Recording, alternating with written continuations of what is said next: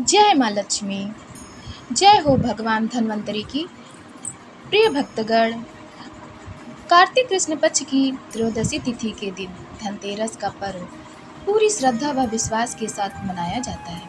धन्वंतरि के अलावा इस दिन देवी लक्ष्मी और धन के देवता कुबेर की भी पूजा करने की मान्यता है। इस दिन को मनाने के पीछे धन्वंतरि के जन्म लेने की कथा के अलावा इसके बारे में एक दूसरी कहानी भी प्रचलित है। कहा जाता है कि एक समय भगवान विष्णु मृत्युलोक में विचरण करने के लिए आ रहे थे। तब लक्ष्मी जी ने भी उनसे साथ चलने का आग्रह किया। तब विष्णु जी ने कहा कि यदि मैं जो बात कहूँ तुम अगर वैसा ही मानो तो फिर चलो। तब लक्ष्मी जी उनकी बात मान गई और भगवान विष्णु के साथ भूमंडल पर आ गई।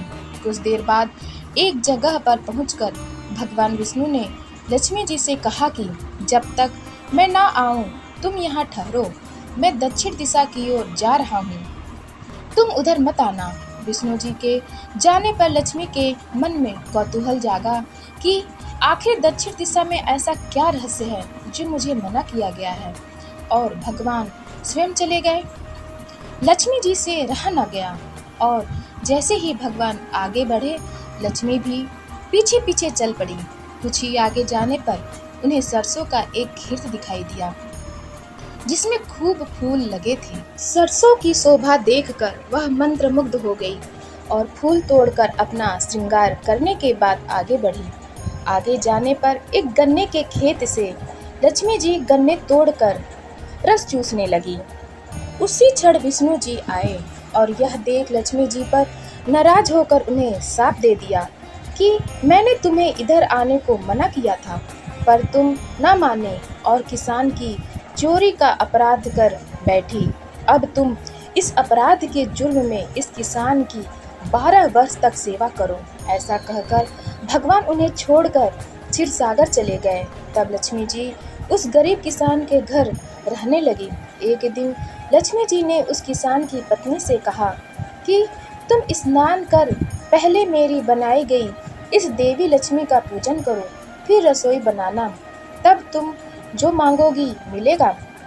किसान की पत्नी ने ऐसा ही किया। पूजा के प्रभाव और लक्ष्मी की कृपा से किसान का घर दूसरे ही दिन से अन्न धन रत्न स्वर्ण आदि से भर गया। लक्ष्मी ने किसान को धन धान्य से पूर्ण कर दिया। किसान के 12 वर्ष बड़े आनंद से कट गए।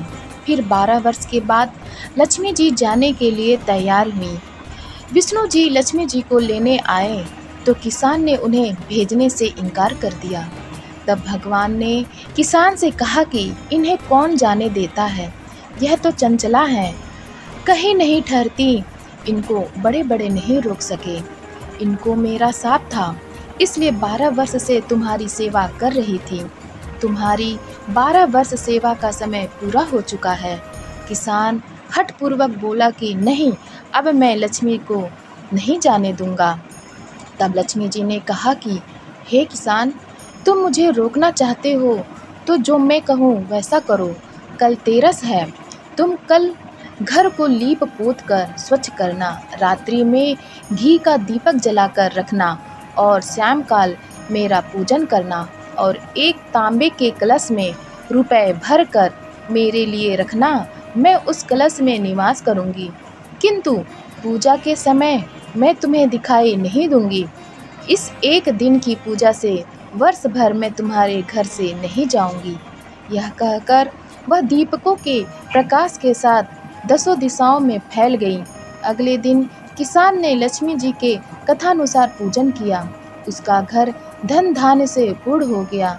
इसी वजह से हर वर्ष तेरस के दिन लक्ष्मी जी की पूजा होने लगी।